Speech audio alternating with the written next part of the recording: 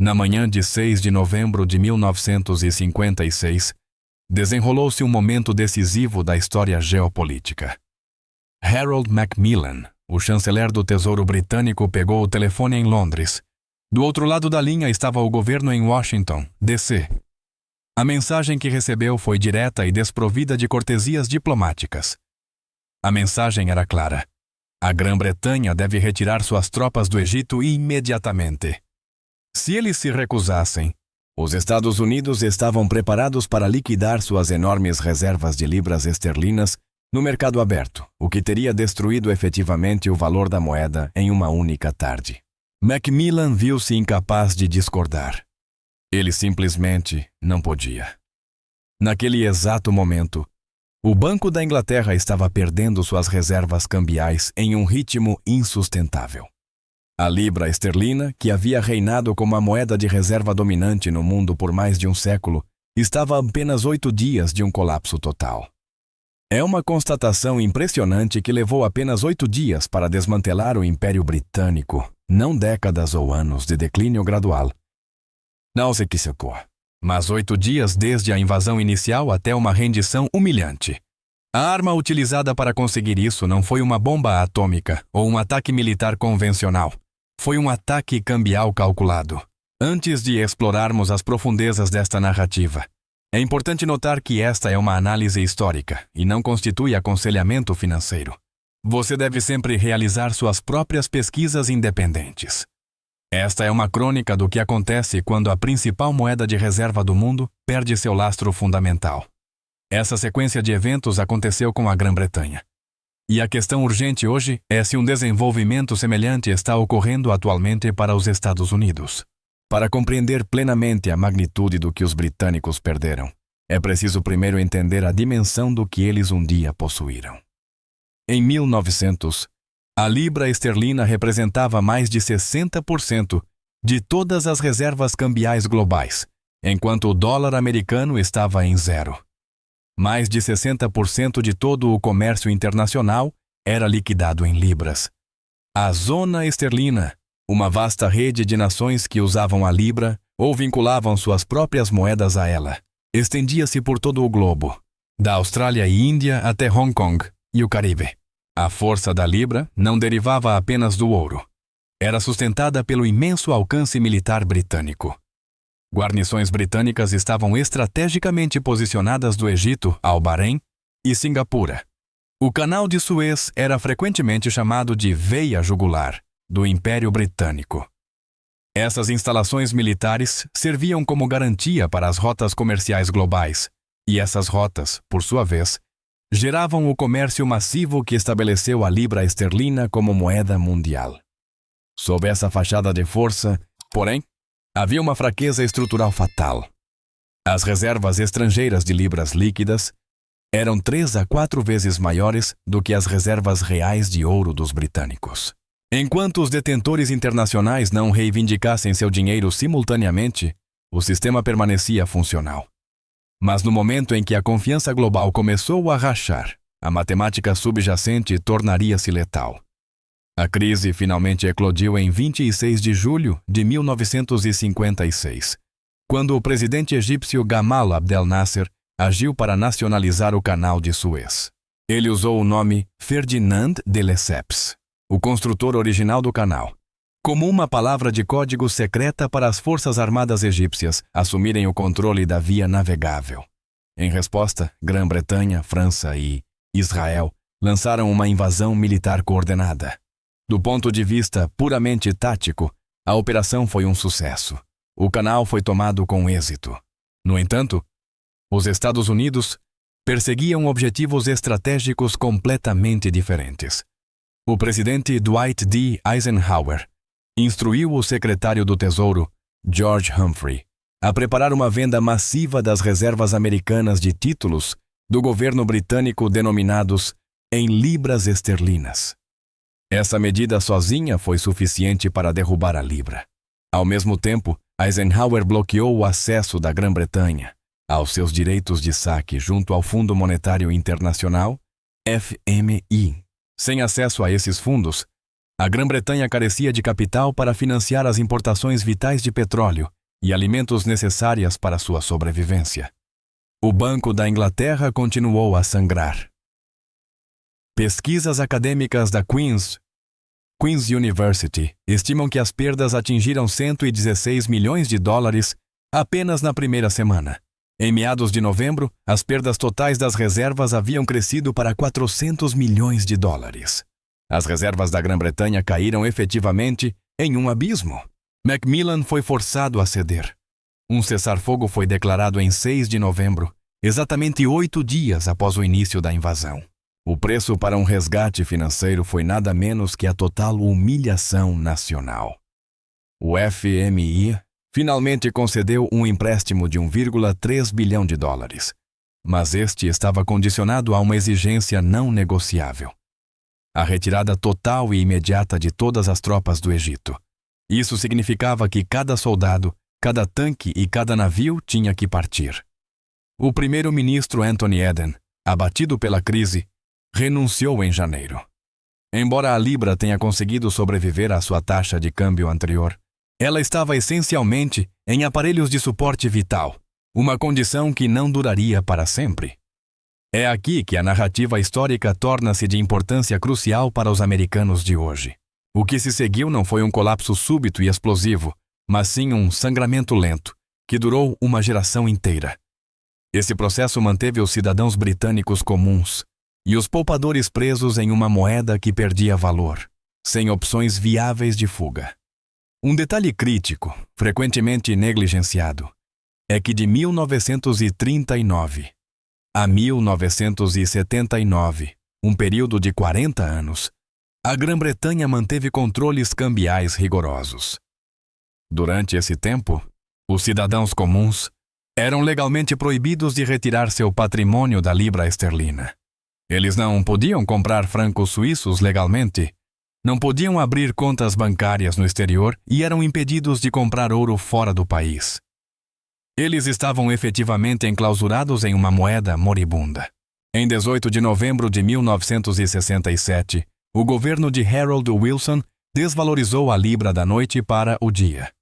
Wilson apareceu famosamente na televisão para assegurar ao público que a libra no seu bolso não havia sido desvalorizada.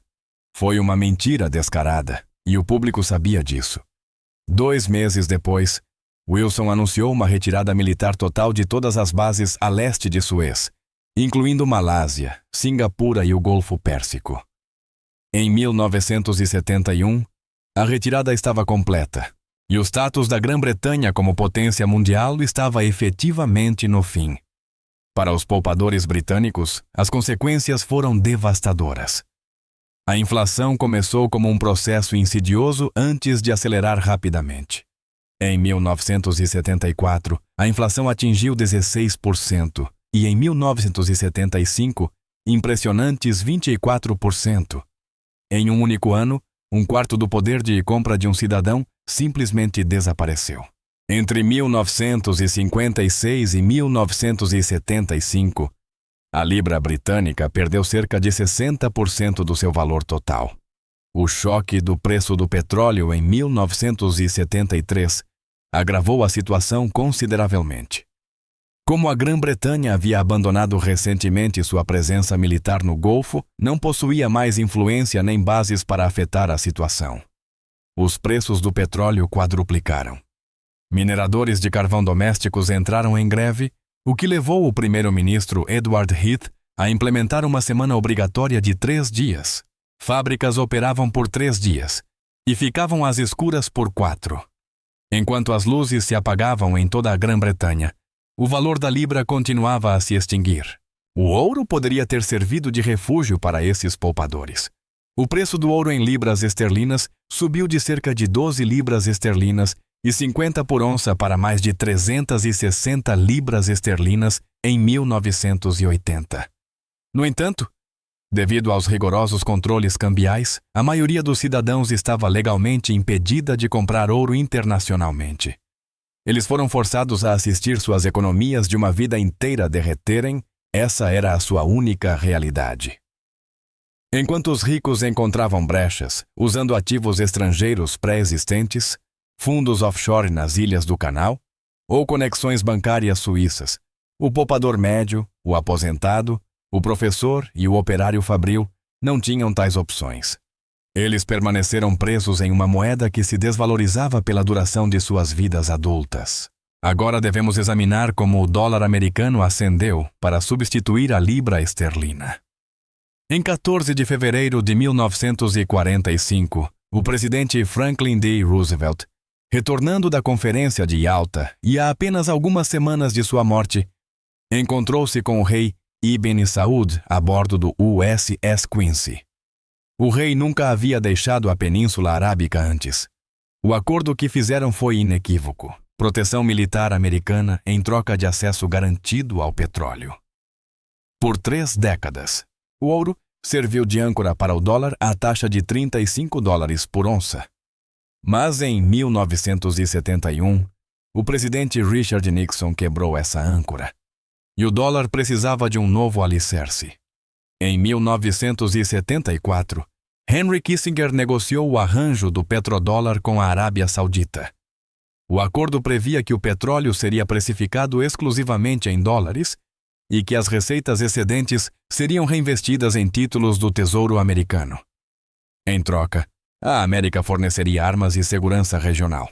Em 1975, cada nação da OPEP havia concordado em precificar seu petróleo em dólares. O dólar americano não era mais lastreado em ouro. Agora era lastreado em petróleo e no poder militar que protegia esse petróleo. Este é precisamente o sistema que enfrenta atualmente uma ameaça existencial. Este mês, a dívida nacional americana ultrapassou a marca de 39 trilhões de dólares. Pela primeira vez na história dos Estados Unidos, os pagamentos de juros dessa dívida excedem os gastos totais com defesa. A fatia do dólar nas reservas globais tem estado em declínio constante por 2 décadas. Bancos centrais ao redor do mundo estão comprando ouro a um ritmo não visto em gerações e a Arábia Saudita recentemente juntou-se ao bloco BRICS. Existe um detalhe específico que conecta esta história ao nosso momento atual. No clima geopolítico atual, o Irã permite que navios-tanque chineses e indianos passem pelo Estreito de Hormuz, enquanto simultaneamente bloqueia navios ocidentais. Isso não é um bloqueio tradicional, é um filtro. Está surgindo em tempo real um sistema de energia de 2 níveis, um que ignora completamente a garantia de segurança americana. Os estados do Golfo estão observando essa mudança e começando a fazer a pergunta que muda tudo. Se os Estados Unidos não podem mais proteger o fluxo de petróleo, por que esse petróleo deveria continuar sendo precificado em dólares? A história oferece um modelo claro de como as moedas de reserva entram em decadência, e o processo raramente ocorre como as pessoas esperam. O dólar de prata espanhol levou mais de 150 anos para declinar. O florim holandês foi dominante por 2 séculos antes de o Banco de Amsterdã entrar em colapso após uma corrida bancária decorrente da Quarta Guerra Anglo-Holandesa. O declínio da libra esterlina britânica levou cerca de 70 anos.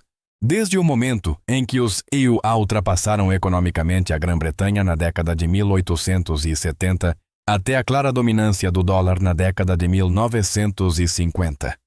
O padrão é consistente. As transições de moedas de reserva estendem-se por décadas e, frequentemente, várias moedas coexistem no topo por longos períodos. Além disso, as pessoas que testemunham essas transições quase sempre é dito que a mudança não está realmente acontecendo.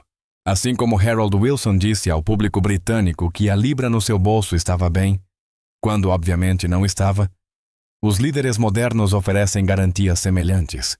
Atualmente, não existe uma única moeda capaz de substituir o dólar imediatamente.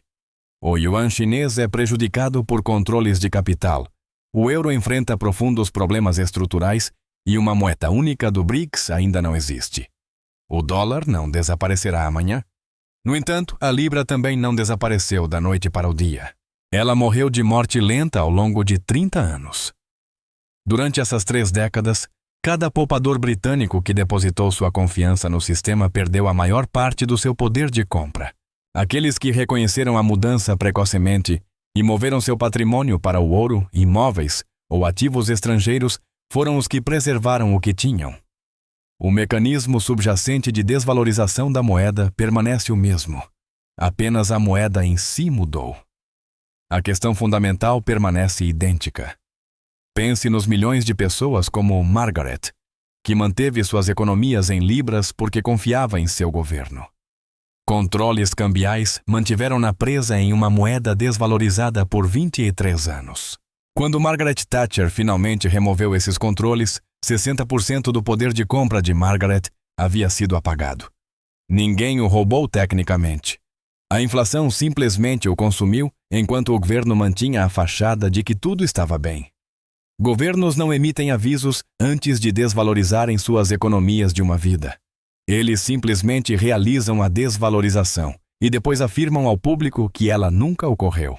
Se esta perspectiva histórica mudou sua visão sobre a estabilidade das finanças modernas e os riscos ocultos em seu próprio portfólio, você precisa manter-se informado. Dedicamo-nos a revelar a história que os poderosos tentaram enterrar.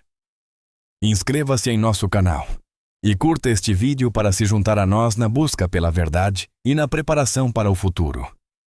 O próximo capítulo deste seu tesouro global será revelado em breve. Não perca!